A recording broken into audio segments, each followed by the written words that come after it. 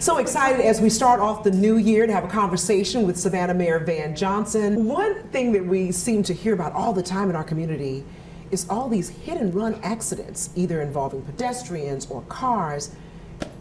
You just wonder what is going on that we have gotten to a point where some people think it's okay that if you make this mistake, because obviously you don't want to hurt anybody, just keep on going.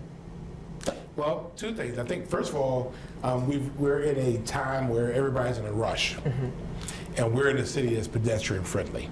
So when you have people who are rushing to get where they have to go, and I'm guilty of that sometimes, Yes.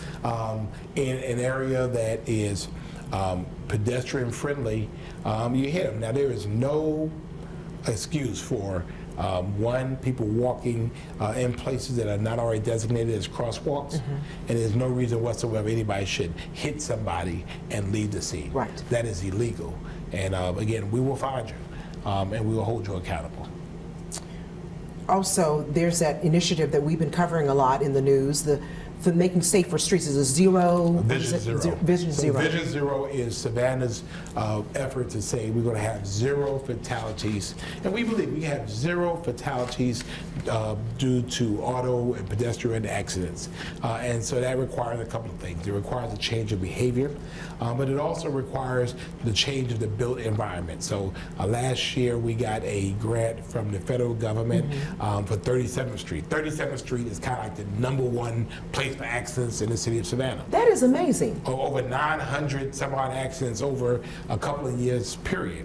And so it's because it's very narrow streets, big overhangs. So we're going to use this money and we're going to change the built environment. We're going to calm this traffic down. We're going to create turn lanes, and this is for 15 intersections. Wow. So this is going to be a game changer. If we can get those accidents down, we drive down our total numbers. I think I'm so surprised by the 37th Street being that area that's so dangerous, because I think I would have probably thought of somewhere like an Abercorn Extension or Durin, because I'm thinking hundreds of thousands of cars going through there every day. But the difference is on 37th Street, hundreds of thousands of people. Exactly. Because you think about it, it's very narrow, and cars come flying down there, and you look up, and next thing you know, the car is on you. That's right. And then some areas it's not really very, very well defined, and sometimes it's not well lit.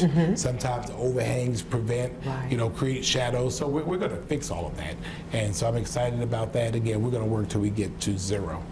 One other issue that many people talk about in the community is the homelessness issue. And I know that we have shelters and resources and the authority that works with the homeless, but there's still a lot of people out there. And sometimes it leads to problems with us driving down these streets and things coming up missing sometimes from our property. We're a victim of our own success. And the City of Savannah, in 1 year from our point in time count from 2023 to 2024, that we reduced homelessness for like 22%. The issue is that we're the only ones in the region who's doing homelessness. So our friends in South Carolina and other counties, we can't help you, go to Savannah.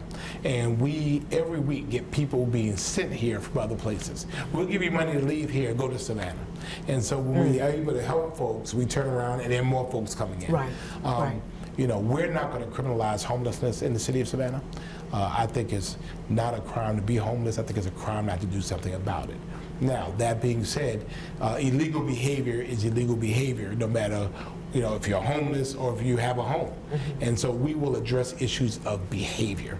And so if you're breaking the law, you're breaking the law. We'll address issues of breaking the law. We've put unprecedented money towards homelessness eradication. We have partners such as the Union Mission, of course, our Chatham-Savannah Authority for the Homeless, and other folks that work with us, not only on chronic homelessness, which is the homelessness you see, but also what's called transitional homelessness, people who live in hotels. School buses come to pick kids up from hotels because we don't know which hotel you're going to be in from night to night, or those that are couch surfing, or those that are sleeping in their cars. Yeah, and so for that, we're completing our tiny village next to the Veterans Dundee Cottage over on Dundee, and we're excited about that. We're going to be the city that is welcoming for all, not just for those who visit here, but for those who live here as well.